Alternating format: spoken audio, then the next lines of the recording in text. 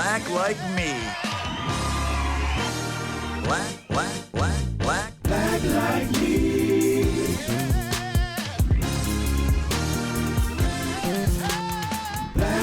me.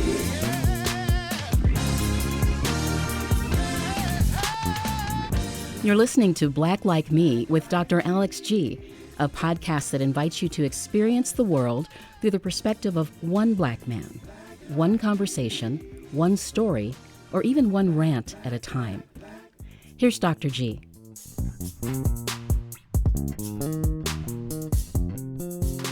Hey, good people. I want to welcome you back to another exciting episode of Black Like Me with Dr. Alex G. Listen, I'm having such a good time here in season 10, reflecting back on all the previous seasons that we've had, but also looking forward to just growing this podcast and having these wonderful conversations with interesting people all over the country, and finding out a little bit more about what it means to walk in their shoes, to look at things through their perspective, and to just gain a greater sense of our experiences, the uniquenesses that we may experience as Black Americans, but also the things that really unify us as well. Hence the name Black Like Me. There are some things that probably are pretty unique and then things that are really, really similar. So we love getting into the conversations and talking about those things. So each time we have we drop an episode, I promise you insightful and wonderful discussions between folks talking openly, candidly about their experiences. And today is no different. I'm really, really excited for today's interview. I've been looking forward to it for a good while, but I'm interviewing Minnesota Attorney General Kieth Ellison. We had a chance to meet about a year ago when he was in Madison at the Idea Fest, and we had a great discussion. And so I'm just going to just say a little thing about his background. I'm not trying to embarrass you, Kieth, but I love giving people their propers. But you were sworn in as Minnesota's 30th Attorney General on January 7th, 2019. As the people's lawyer, attorney general, your job is to help Minnesotans to afford their lives and to live with dignity, safety, and respect. I really like that. And your guiding values have been generosity and inclusion. From 2007 to 2019, Kieth represented Minnesota's 5th Congressional District in the U.S. House of Representatives, where he championed consumer, worker environmental, and civil and human rights protections for Minnesotans. He also served for 12 years on the House Financial Services Committee, where he helped to oversee financial services industries and the housing industry and Wall Street, among others. Man, you don't go the easy way out, do you? Man, while in Congress, you also founded the Congressional Antitrust Caucus and Congressional Consumer Justice Caucus. You also served as the co-chair of the Congressional Progressive Caucus, which you helped to build to more than 100 members. Before being elected to Congress, you served for 4 years in Minnesota's House of Representatives. And prior to entering public office or elective office, you spent 16 years as an attorney specializing in civil rights and defense laws, including 5 years as the executive director of the Legal Rights Center. And it goes on and on and on. I'll have a link to his bio for those of you who'd like to just read more on this. But Kieth, and he told me it's okay to call him Kieth, so listeners, I'm not being disrespectful. Kieth, it is wonderful to have you here on my podcast. Thank you so much for making time to do this. Great to be with you, man. Yeah, thanks for the honor. Sure. When we met in Madison during the Idea Fest that Cap Times newspaper puts on, and the Evue Foundation, Paul, our mutual friend and acquaintance, Paul Fanlin, introduced us and said, you ought to talk to Alex about his podcast sometime. And right from that initial discussion, I think was in the green room or their version of the green room, like, oh yeah, here's my information. Reach out to me. I'd love to be on your show. And you kept your word, and I kept my word that I was going to follow back up with you. So, man, thank you so much. Oh, yeah. Great to be with you, man. Great to be with you. All right, Kieth, so before jumping into the discussion of your work, your career, your books, I like to have a little bit of fun because, in our line of work, we're always having serious conversations, and I think it's fun to have fun sometimes. So I've got questions that I refer to as black icebreakers. So I just got a couple of them I want to discuss with you. One, if you had a choice between grits or cream of wheat, what's your preference? Totally grits. I thought you were a grits man, particularly being from Detroit. Now, this next question has divided my household because my wife is from Alabama. And of course, we had our daughter. We were trying train her to go our particular ways. But are you a butter and sugar guy with your grits, a butter and salt, more of a savory guy? How do you take your grits? Well, what I do is I always, when I cook my grits, while the water is boiling, the grits are still expanding. I break an egg in there with a little salt and I put a little olive oil in with the water. And Oh, when the grits kind of expand out, I put butter on top, and I might put I always put some of this. I got this stuff called Tony Zatarain's, which is a seasoning salt, which I put in there. Maybe throw some Lowry's on if I don't have that. But I like to mix my grits up with some eggs, scrambled eggs, maybe over easy eggs. And I don't eat pork anymore, but if I have some either vegan sausage or turkey or chicken, I'll mix that in there. So I'm kind of I like to mix it all together, just like, so I tell you this, I am born in Detroit, but my parents are Southerners. My mother is from Natchitoches Parish, Louisiana. My father is from Burke County, Georgia, and his family is from there. And so really got a lot of Southern roots. And Detroit is really kind of, the Black community in Detroit is really a community that got to Detroit through the Great Migration. right, And right. I'm a product of that process. I got you. I got you. My wife, being, as I mentioned, is from Alabama. She likes hers a little savory, so she likes to put butter and salt. Yeah. The way my grandmother prepared them for me, she let me put butter and sugar in them, but then I would put my scrambled eggs over in it. I still do eat pork. I probably shouldn't, but I break it up in there a little bit. Whatever you want. Used to break my Hey, toast over in it. But I do love. I've gotten. I've recently I've been introduced to shrimp and grits or shrimp and fish, and you want those savory. That is really really good. But growing up, yeah. probably until I was mid 50s, I just assumed that grits was just a breakfast thing, and so I needed it to be sweet like my cereal. But no, man, I appreciate you I giving me mean, that update. honestly, I didn't know people even put sugar in grits until I got to be an adult. I was Really? like, really? So, I didn't even know. But I will tell you this. I did also learn that Italian cuisine has this stuff called polenta, I which is love polenta. which is sort of like grits. I had some last week at I checked out a new spot, and it was chicken breast that they cook under bricks. They sort of, they Oh do it to yeah. flatten it. I forget the proper name, but it was served over polenta.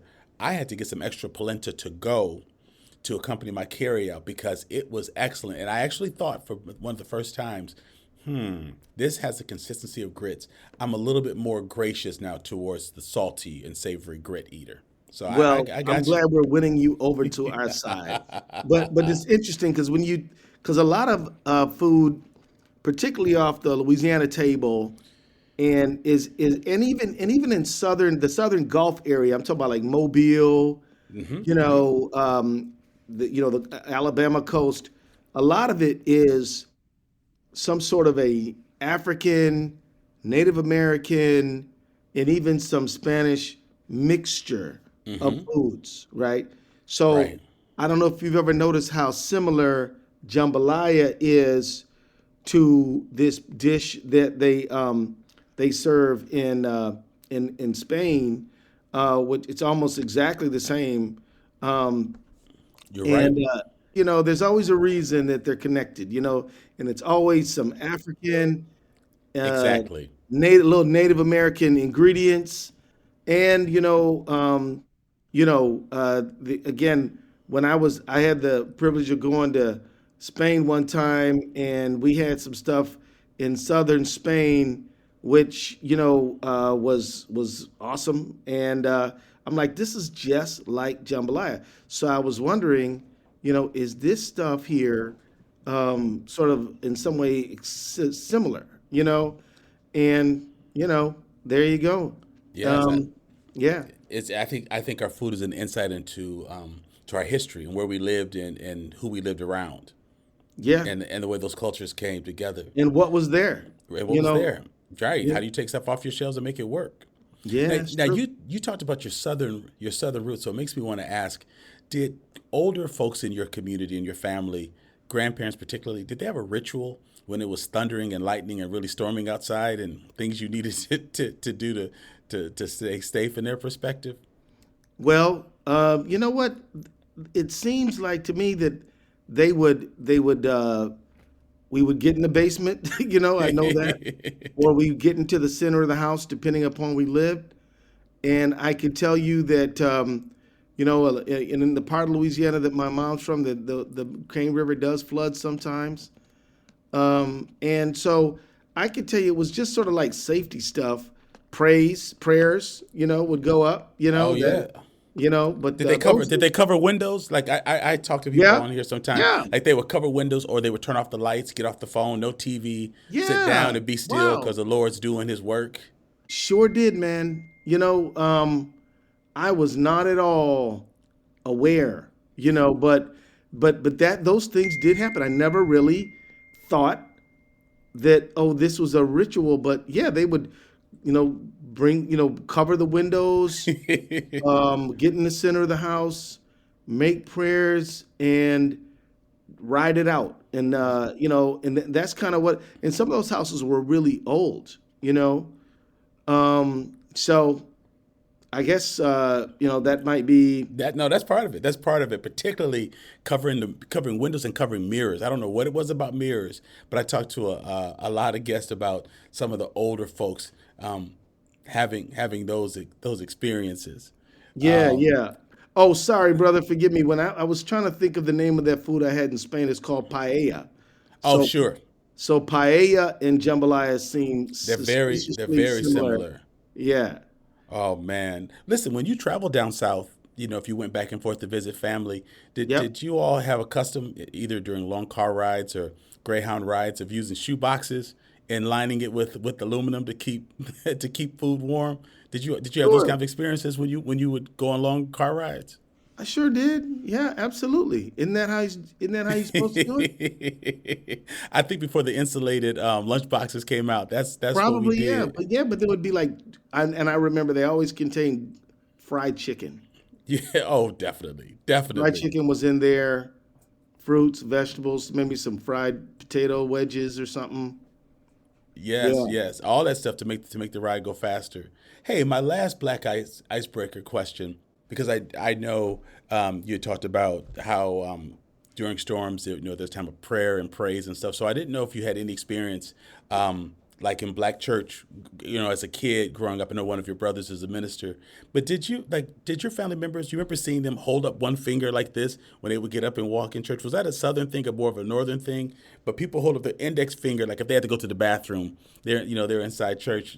Was that something that you saw in the South growing up, or maybe in Detroit churches? It's almost as like people are asking for permission to get up and move, which was real popular in Black church culture. I was wondering if you ever Well, experienced you're that. probably right, but I got to tell you, I grew up. My mother was Catholic, right? So we grew up in that environment, and I can't say I remember that particular Well, practice. you probably were out of church so soon you didn't have to wait to go to the bathroom. In That Black might church, be it. you sat there for a couple of days. So in your Right. in your mask, you probably were out of there before the bladders filled up. Yeah, but I got to tell you, I got a lot of good friends who grew up in a Protestant church, and so many of them, for them it was such a formative, life-shaping experience, and they just sort of, they just that was who they were. That is how they developed, and it's just such a primary informative experience about their life and their Yes. world. Oh man, exactly. I said I said it was my last question, but I just have one more. Sure. The rest of us, I mean, the whole country grew up. I came of age in the 60s and 70s. I was born in 63, so we're probably around the same Exact same year. age, man. But to grow up in Motown, where Oh, the yeah. folks who we only Yeah. saw on Saturdays on Soul Train, to Oh, live yeah. in a community where that music actually was created before it became a mainstream and sort of the soundtrack of America's 60s and 70s and civil rights movement. What was it like, man, growing up in Motown, knowing that singers and musicians who looked like us were becoming internationally famous for music that we would be singing and dancing to for the next 6 decades? Well, you know what? I'm gonna tell you this. I wish I could say I truly appreciated how special it was to be in Detroit during that time. Right. But quite honestly, we knew kids whose Gladys Knight and them used to live close down to us. We were on the football Really? team with her kids. The Four Tops, the Temptations used to live not too far away. What? Yeah, these people were there, and little did we know that they were international stars. And Barry Gordy grew up right in the same neighborhood that my father grew up in, and Barry Gordy's family's from Georgia as well. And so, it really, Motown's a special place because, it was entrepreneurial, it was innovative, it was highly professional, and it was a place where Black artists and Black business people kind of came together. I mean, Barry Gordy was a songwriter, but he also was a businessman, and a very sophisticated one. Beloved by some, reviled by some others, but he was incredibly successful, and he shook the world. And I will tell you that I do sometimes wish that he never moved Motown to Los Angeles. I mean, I know that's where everybody was going. I'm gonna tell you this: who am I to give Barry Gordy advice on what to do in this business? But I would say, in Detroit, you're special, very special. Of course. In LA, you're one in a million.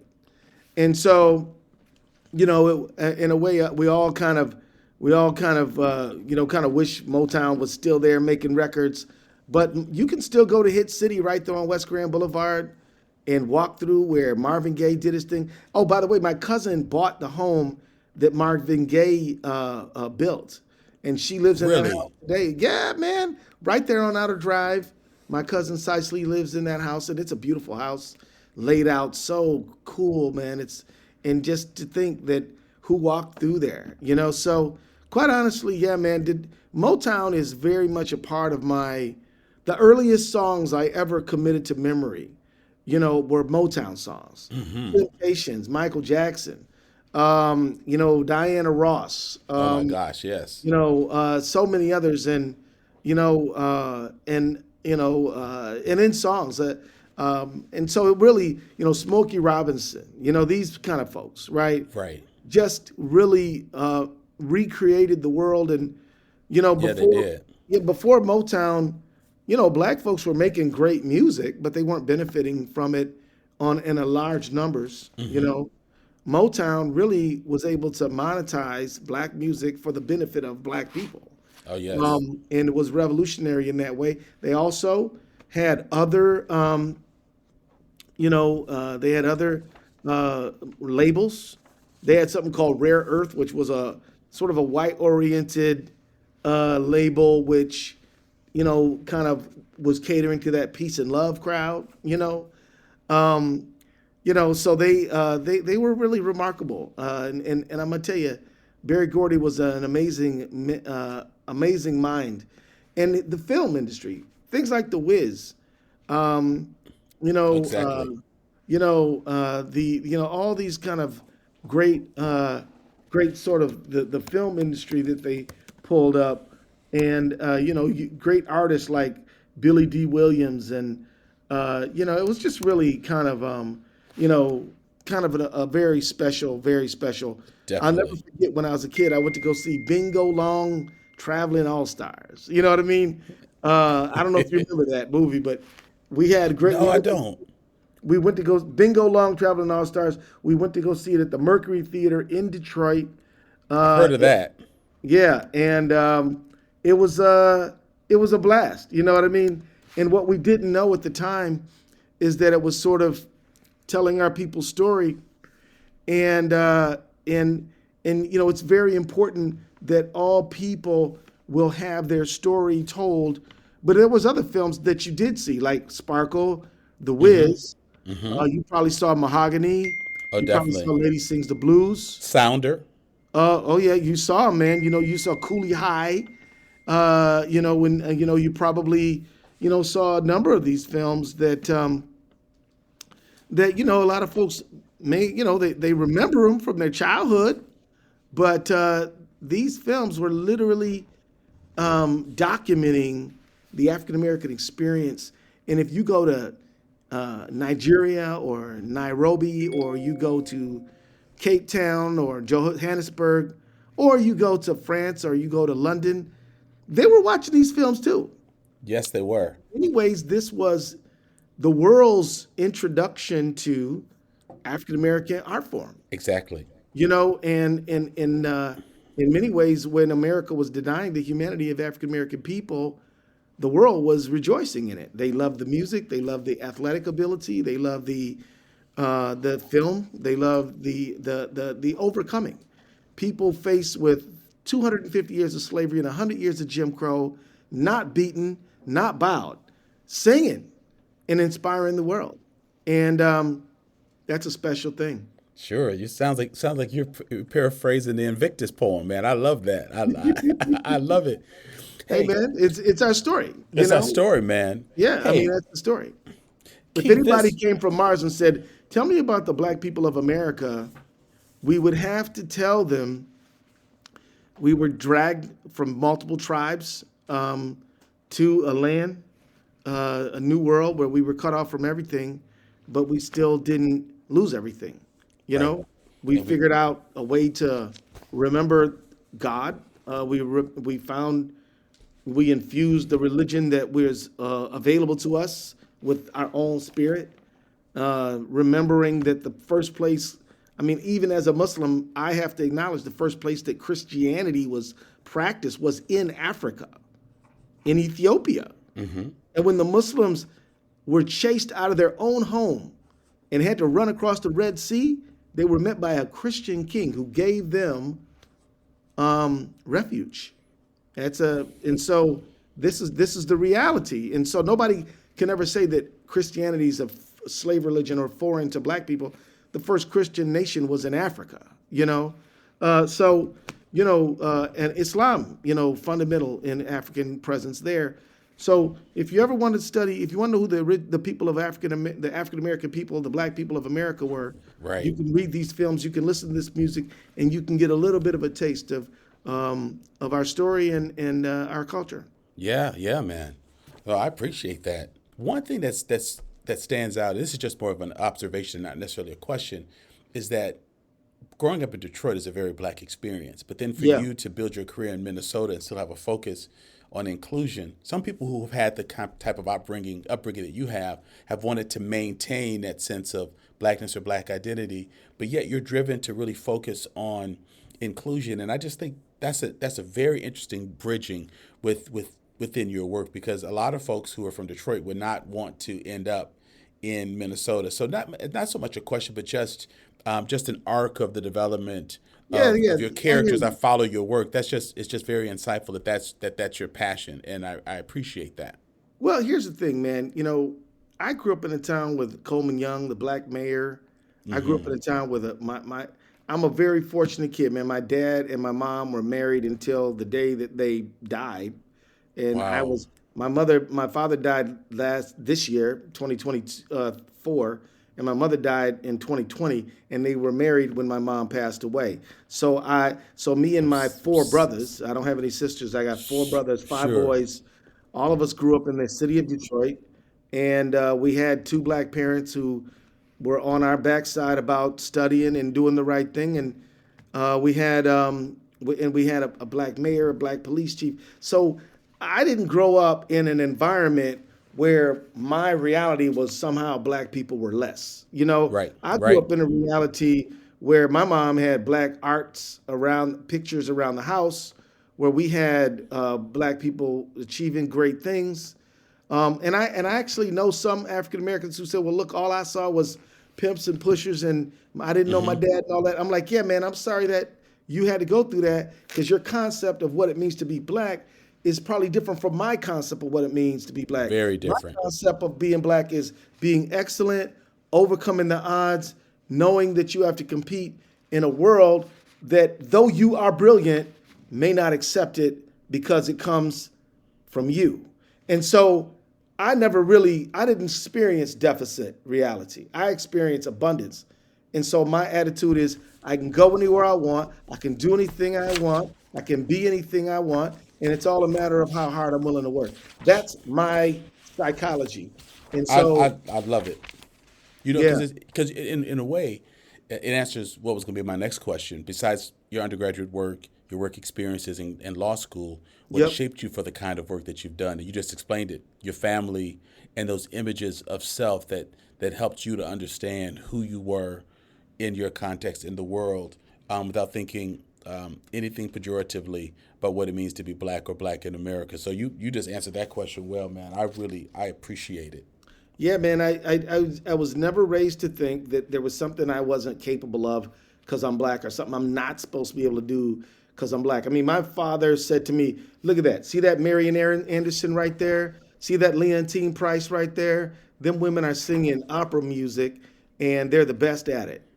So, the fact that some racist people wanted to deny them, their place doesn't change their excellence. And Sure. my father also said, and look, so my father was a jazz guy. And he used to say, look, my father used to like, Coltrane, Miles Davis, but he would say, but Dave Brubeck is white and he can play jazz. He respects the culture. And I don't have a problem with somebody white doing a black art form as long as they respect the culture and they don't act like they came up with it. My father never liked Elvis Presley because he would not give credit where credit was due. But my father would be like Dave Brubeck, white, he even liked Mel Torme. And, these are like I like white, Mel too. yeah, these are white jazz artists. But my father never was like down on them like they're not supposed to do it. They're Sure, sure. appropriating our culture. He said, look, anybody of any color can do any culture that they want to, as long as they respect it. I mean, if you're a black ballet dancer, don't act like, Russia, the Bolshoi comes from Nairobi. It doesn't. It's from Russia. Give credit to the people who made the art, though anyone can do the art. On the same token, don't act like jazz didn't come from black people. Don't say that reggae didn't come from black people. Don't say blues didn't come from black people. Don't say that ska didn't come from black people. Don't say that rock and roll, the blues and everything. Gospel. Give credit, salute the artist, man, and the origin, right? Yes, But yes. then do whatever art you want. So I can rock to Eminem. I ain't got no problem. I don't resent Eminem. Eminem's awesome. I'll click on some Eminem because while Eminem might be one of the best rappers, Tiger Woods is one of the best golfers, considered a white sport, but you can't have it both ways. Everybody can do anything. Anybody can do anything. Just acknowledge the history and the cultural connection, and don't act like, Right. don't Give act like, oh yeah, I invented this. Give No, credit. you Give didn't. credit to where credit is due. It's due.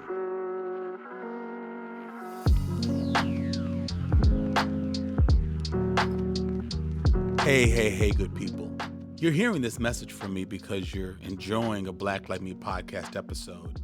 And like so many people throughout the U.S. and around the world, you're perhaps enjoying and benefiting from these honest conversations between everyday extraordinary Black people and how they navigate our world.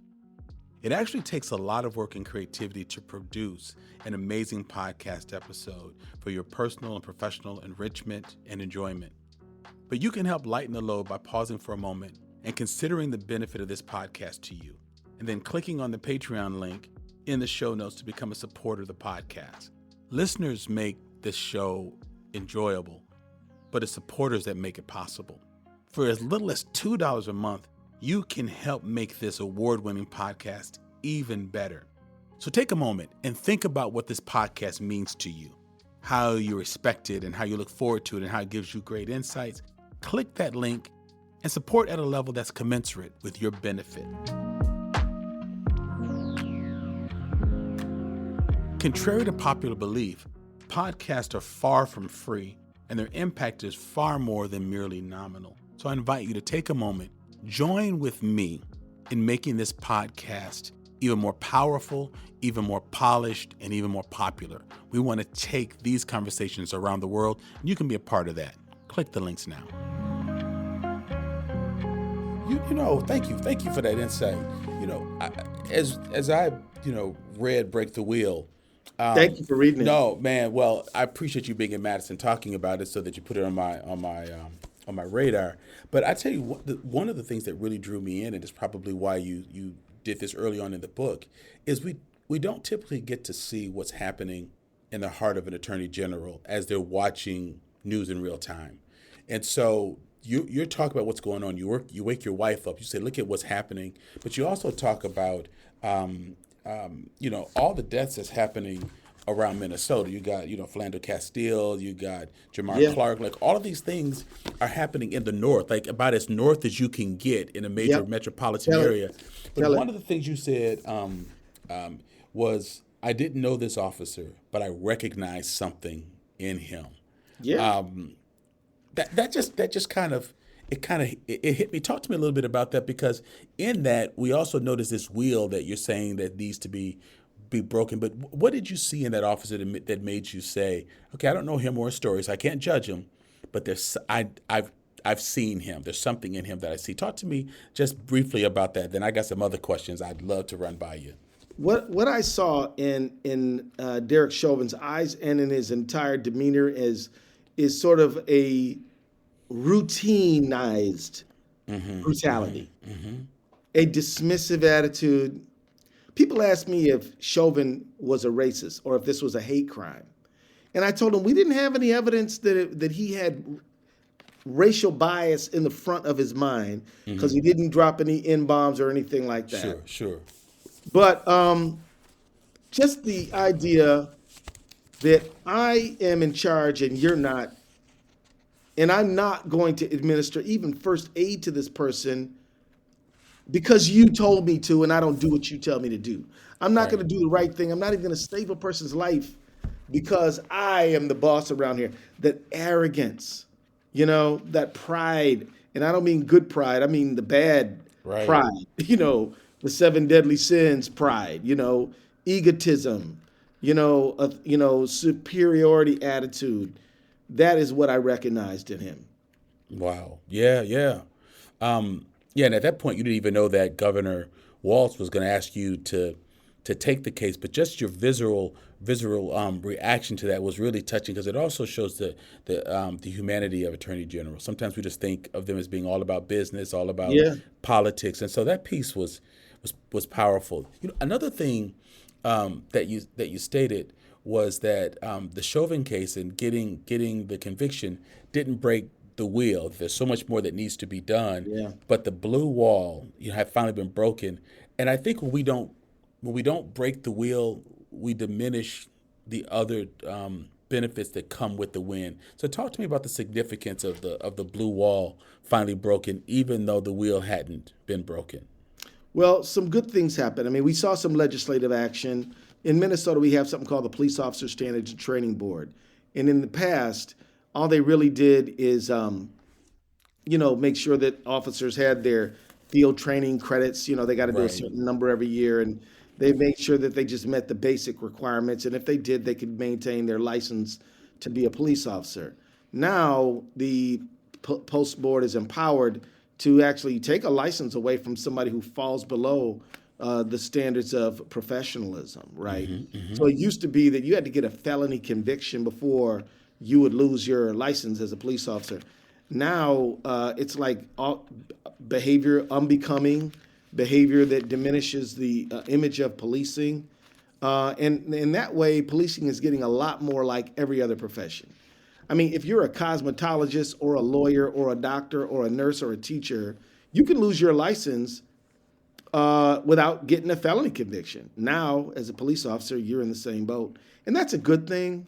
I think a lot of people who are young people who don't go into policing, but who would make a good police officer, are really repelled by people like Derek Chauvin.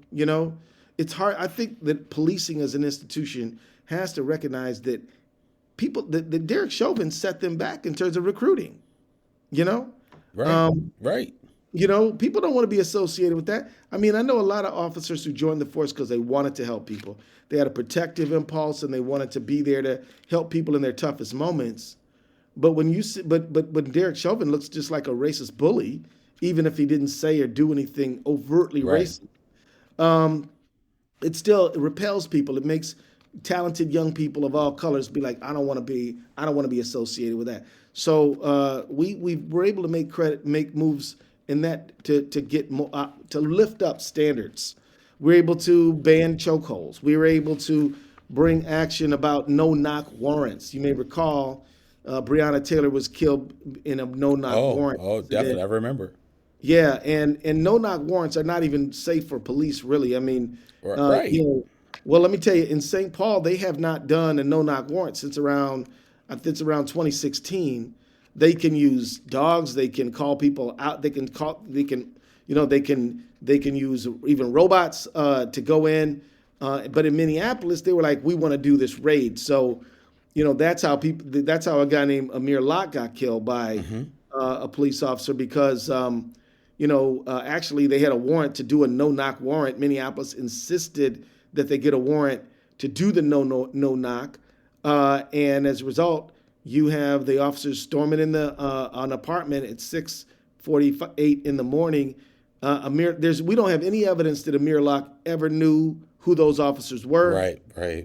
But the officer, said, I was confronted by a person with a gun, and I was there pursuant to a warrant, told that there was a shooter involved, and that the shooter was not in custody. So I didn't know who the occupant was, but they had a gun. They were pointing it in my direction, so I shot.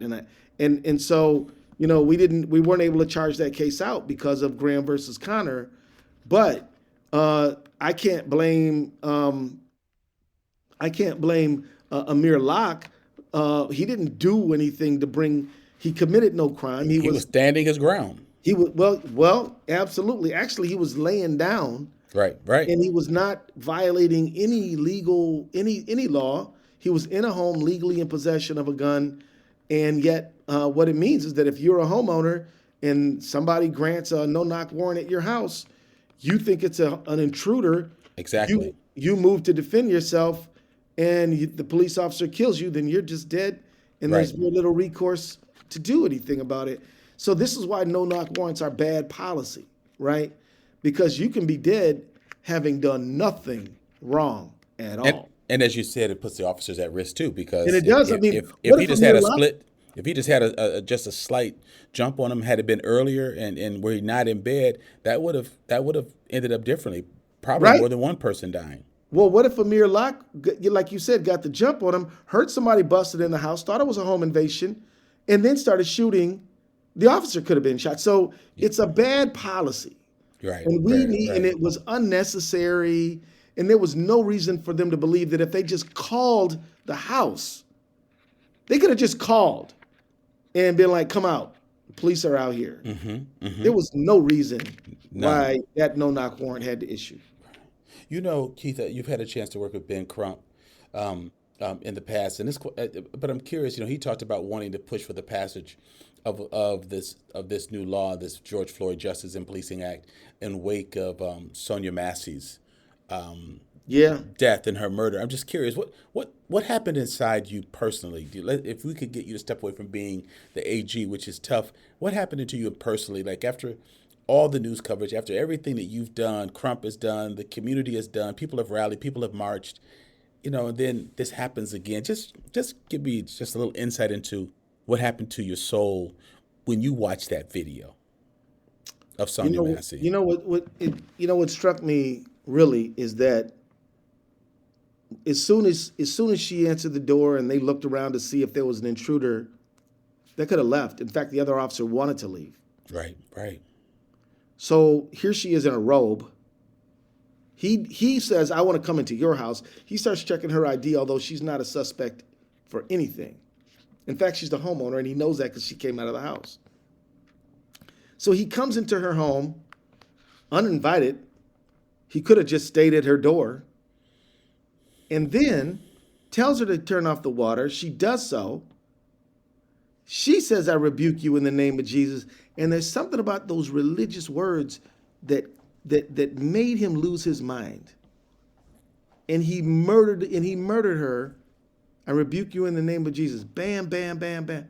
So there's something about those. I mean, honestly, I hate to be spooky about it, but say it. It's like a demon. Come on, that's what I was thinking. Come on, I grew up old school Pentecostal. It's like something she stirred something up in him with them words. There was a manifestation. Yeah, it was sort of like there was something metaphysical happening. Yes. Because why did those words Those words. She didn't say, I'm going to make get you, him? sucker. She didn't say, I'm about to take your head off.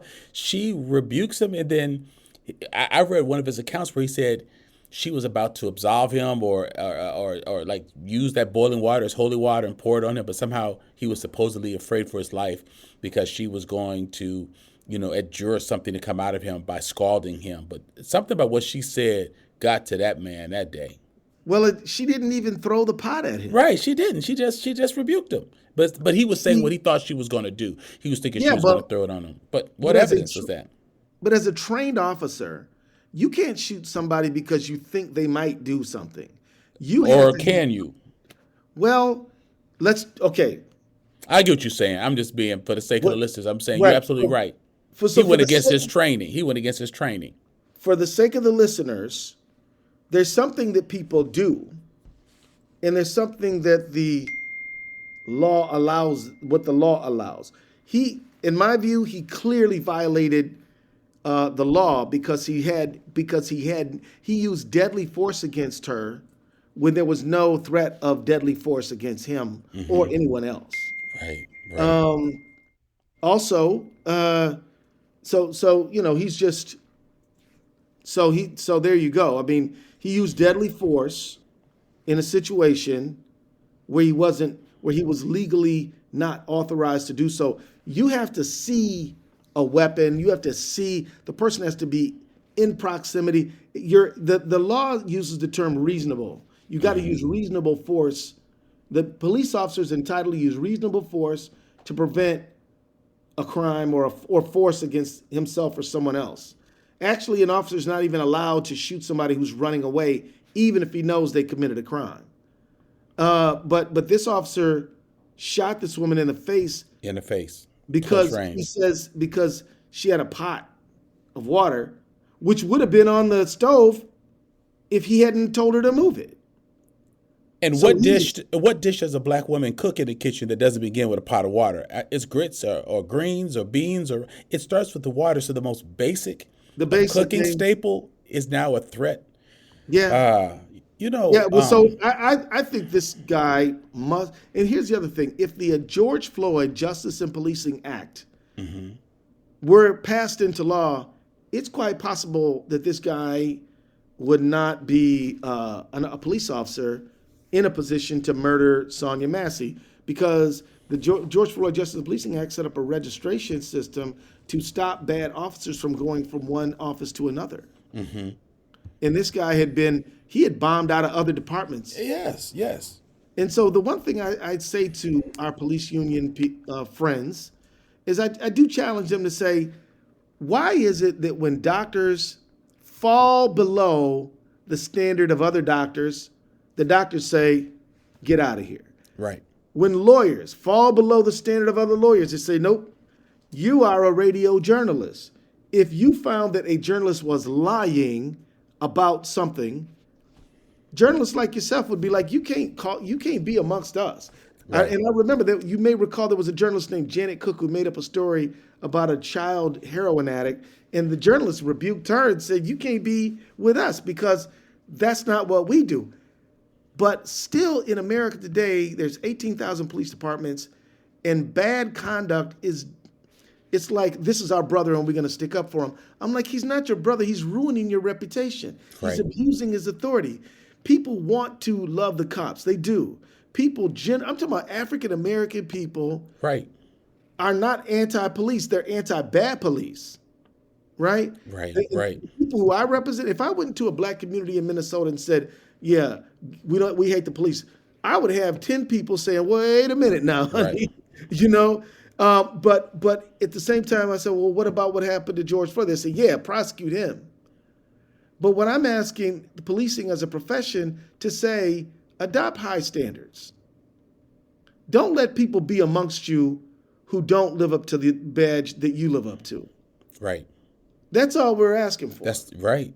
And you did a good point of that when you allowed this supervisor. Was that Chauvin supervisor who basically said on the stand, he went against training. That was a brilliant move. And I'm just curious. Hindsight is 20/20.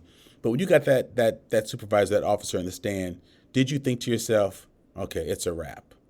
Well, you know what? We're good now. You're still dealing, with the jury and all. But I guess at that point, did you think we've done something that people really have not seen happen on such an internationally televised case? Well, I got to tell you the truth, man. I wish I was that foresightful because I wasn't.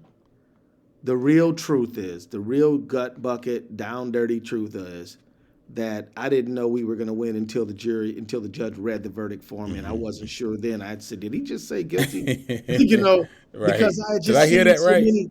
I mean, look, I'm 61 years old, man, and I have been working on this kind of stuff since I was 25, and I've represented people in civil rights cases involving police. I've been a criminal defense lawyer, and I've seen this kind of stuff over the years. I've worked on task forces to try to improve police conduct, and I just got to tell you, man, that video. We knew that the video wasn't going to be enough. We knew it. You're right. You're right. The video wasn't going to be enough. Some people think you can just push play and then you get your conviction. Not so. We needed to prove that he was trained in CPR and refused to administer it. He was trained in duty to intervene and refused to administer it. He was trained to only use force in the proportion that it was necessary. And after a man was on the ground in cuffs, he didn't need to stay on the man's back and his neck like that, and he didn't do it. We needed to show that he knew better, but he didn't do better. Right. And that is what. And so if you just so there you go. And by the way, we had to be very, very meticulous about jury selection because there were people who showed up for jury selection saying, well, I favor the police. If the police did it, it's probably right. The guy had it coming. We had to discharge people like that. And they had no problem saying that right during the interview process. Yep. A couple years ago, I was doing a training. I run a nonprofit that really focuses on strengthening the African American community through social services and leadership development strategies, and so that we can access systems and opportunities here in the community. So we're really building leadership and leadership cachet inside the Black community. But part of that is that the non-Black community has said we want to be allies, and so we want to understand these issues, particularly during this trial, the murder of George Floyd, the pandemic. So we found thousands of white allies who wanted to lean more closely into how they could be more helpful in this process. And so we know that there are people on the outside who want to really be supportive of us. But while I was doing one of those trainings, I was threatened. I won't go into the details, but what I was called, someone took over the call, started typing things in the chat room, all you N-words need to die. And one thing led to another. Got a call from the FBI. I had to get security on my home, things that I never thought about. I've been in public ministry. I've been a pastor. I'm the longest serving religious leader of any ecumenical background in our community. I've got almost 40 years in. And I've got security cameras now and a security hookup. And I'm not quite sure if I'm the same after having someone come through, take over my chat room and type words and threats to me on my own computer screen, as it seemed. You talk about the negativity and how this death threats sort of par for the course, but how have you protected yourself? You talked more about it in Break the Wheel than you did in your memoir, My Country 'Tis of Thee. But how do you protect this, Kieth, so that you don't become sick or depressed or diminished in the process of serious threats against your life? Prayers. The main thing is to remember that I'm not going to be here forever, and I'm closer to being gone than when I got here. Right? And so one day the sun's going to come up, and Brother Kieth is going to be gone, and that's an inevitability for all of us. Because that's an inevitability, you just got to remember that if somebody threatens you with death, all they're threatening you with is what's going to happen to you sooner or later anyway. And so you have to live a life of integrity as best you can, understanding that every day is borrowed, and that so that's it, man. I mean, I mean, life's too short for me to walk around scared of what somebody's gonna do. Sure. But does it weigh on you? Does it make you more No. protective? So it hasn't affected you at all. I have to be honest. No. Okay. If No, they I- want to get me, they're gonna get me. And you know what? And it's easy to kill somebody. Anybody can be killed. If somebody wants you dead, you're not gonna stick around. I mean, somebody shot at the president the other day. And then somebody tried again, apparently. And so nobody's walking around here forever. But what we got to do, that's why we got to live honestly, truthfully. You don't want to covet other people's property because God gave you what you got, and work for it, right? And the most important things are friendship, family, community. And once you Right. got enough to eat and you got a roof over your head, coveting the latest gadget, a house with 5 rooms instead of 4, or a car that is a 2024 as opposed to a 2023. I mean, getting on that rat race of possession seeking, it's no way to live the short amount of time that we have here. Right. Yeah, so, I'm going to go back to a section of the book that, as we were reading it, and I'm sure a lot of people thought this too. We wanted you to throw Michael Freeman under the bus, and I know you get asked about this a lot. We wanted you to throw him under the bus, and then we wanted you to drive the bus and then back it up and give us a chance to drive it. And you constantly refer to him, as a friend, and not coddling him, but certainly not demeaning him because of some of the missteps.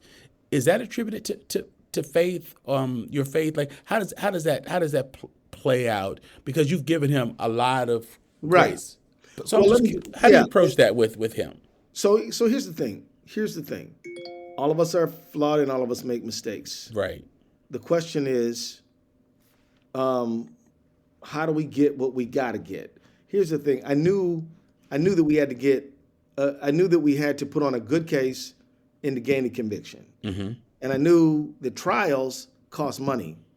And I knew that he would be an indispensable player in making sure we can meet the cost of all our experts. Okay. And everything like that. I also knew that he was doing the best he could. And I also knew that when it came to the trial, he didn't have to open up a special room only for the victim's family, but he did. See, the thing is, we live in a country where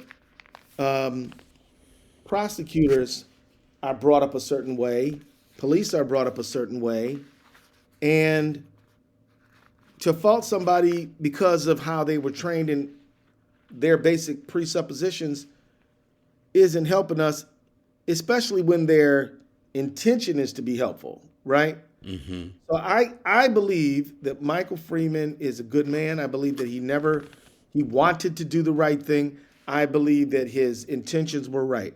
I will also tell you that, Mike is probably 76 years old now, maybe a little older than that. Okay. And when he started doing what he was doing, the idea that a police officer would ever be questioned for doing anything to somebody black was the norm. Particularly in Minnesota. If his whole career's been in Minnesota, particularly in Minnesota, I would imagine. I'm in Wisconsin, so demographics are pretty comparable. Maybe a little different, but let me just tell you this though.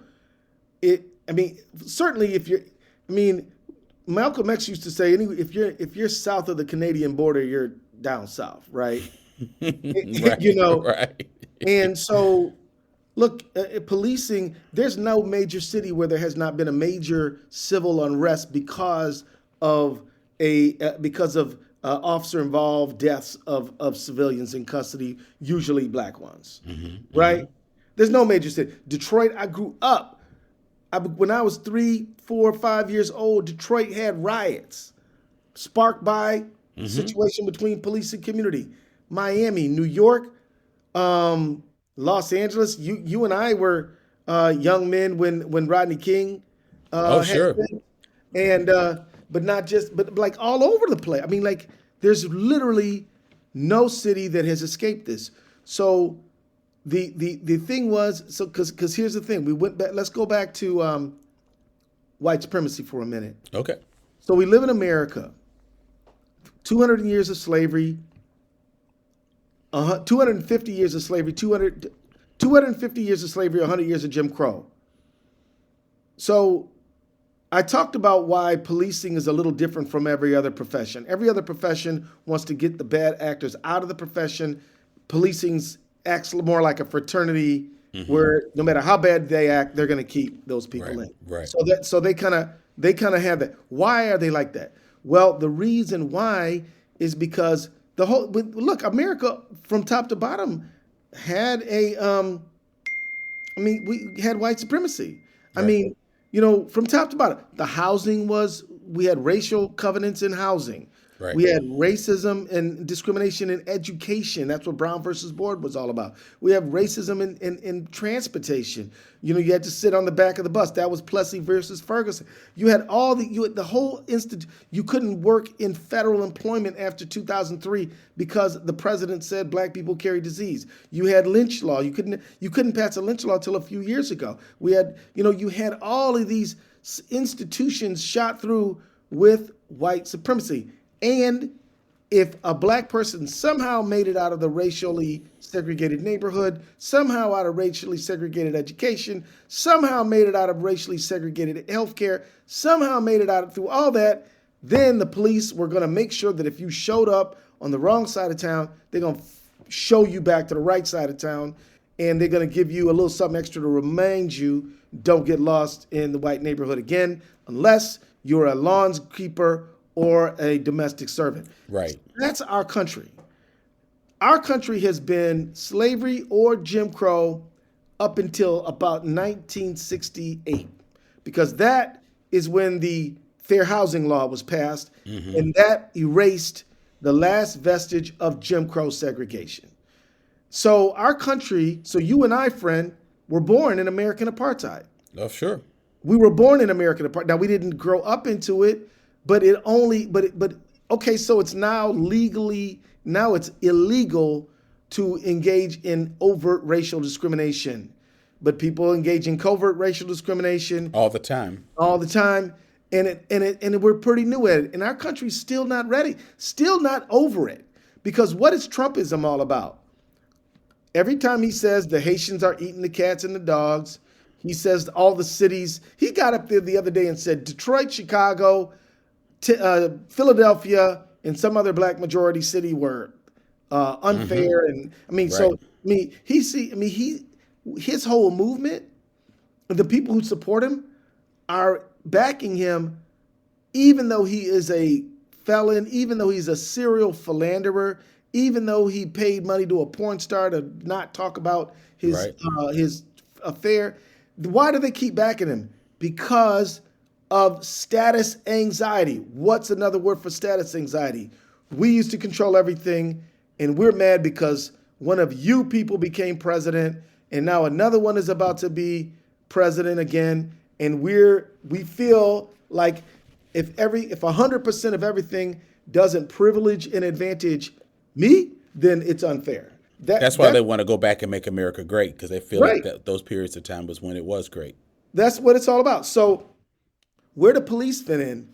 Police are like the last line of, and that's historically what they were about. So we used the law to say, well, racial discrimination in education is no longer the law.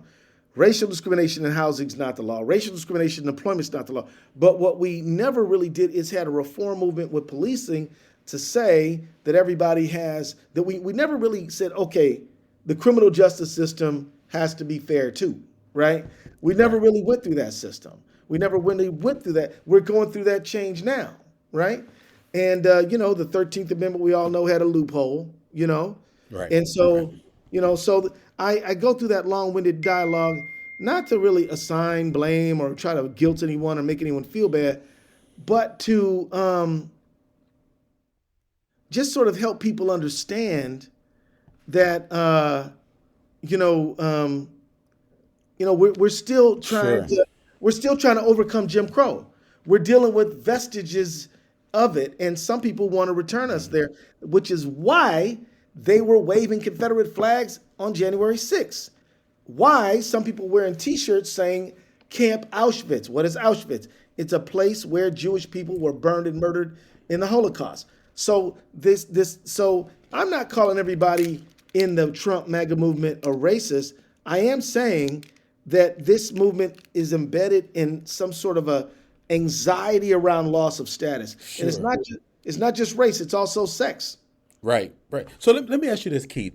And I like the way you explained that about why you're able to show grace towards someone like Freeman. I'm not saying that you shouldn't, but for those of us who are working in the area of training and exposing would-be white allies and non-black allies to at least understanding all the truths of what you just stated. This has been American reality. At some point, for the sake of Freeman and his kids and his grandkids and those that he mentored and will continue to mentor, he's got to be pulled out of the matrix. So at some point, even though that has been his experience, at some point, because he's got to meet a maker, he's got to give an account for his life. At some point, he does have to realize the way he's been trained, the way he's thought about this is wrong. And is that part of breaking the wheel? But I'm asking two questions. But the big thing is, you gave a great explanation as to how American history has produced the vestiges of white supremacy, and probably the last remaining one is policing. And so you're able to give him some grace, but who readies him to hear the hard truth? That ain't real America, Mike. This is what is going on. This is what you're doing. This is what you're a part of. This is your legacy. And if you don't want your grandchildren who may enter this arena to end up the way you do, you got to understand that this is what you did wrong. This is what you believed incorrectly, and this is why. Do you agree that there's room that folks like that and behind him have got to get some help coming out of that matrix and not be given a free spin that this is just America, that there's a new America in which they got to play differently? No, I hear exactly what you're saying. Let me just say this about that. I believe that we all are in need of mercy. Sure. That none of us are finished the path. And I also believe, just based on me knowing him, that he did the best he could to help make sure that this case was done successfully. And he and I have worked on many other things, and I can tell him that I feel he listens to me, and I feel that, and I listen to him too. And I could tell, and so that's where I'm coming from on that. Sure. I appreciate. Yeah. And look, we live in a world, and I want to take this off mic in particular, but just to put it in general, you can't fix everybody, man. You know. Right. I mean, here's you got to choose your battles. Yeah, I mean, and some people, what you need them to help make sure that this case is won, because if it was lost, think about the negative fallout from that. Right, but we got to win. So we won, and I'm gonna tell you, when it comes to Mike Freeman, and you won big. I want to say you didn't just win; you won big. Yeah, but he was part of that win, though. I mean, he helped, and there's no denying his credit on that. That's important. And so did a lot of people. Keith, that's good. That's good. Listen, you have been very gracious. Thank you, my brother. Two of the platforms on which you ran were inclusion and generosity, and I appreciate that generosity. But man, listen, thank you for your time. Also, thank you for your work and for your service. Thank you for upholding law, but thank you for making not only a lot of us proud because of your role in that trial, but a lot of us began to hope that these changes can begin to come. And in the minds of some, that wheel was broken a little bit. We know systemically. Maybe only a few spokes were broken, but for a lot of us, that's the beginning of the demise of the wheel. And you did push that blue wall, and so I want you to know that we really appreciate it, and I'm proud of you. Thank you, my brother. So, man, thank you for your time. Just know that I appreciate you, and what a wonderful show, Black Like Me Studio. Thank you very much for having me on. Oh man, it is my pleasure. So listen, you take care. Be safe. Blessings on you and your family. And again, you are really honored and respected. So we appreciate you, man. And so you all, this has been our special guest, Attorney General Kieth Ellison, on Black Like Me podcast. Black Like Me. Black like me.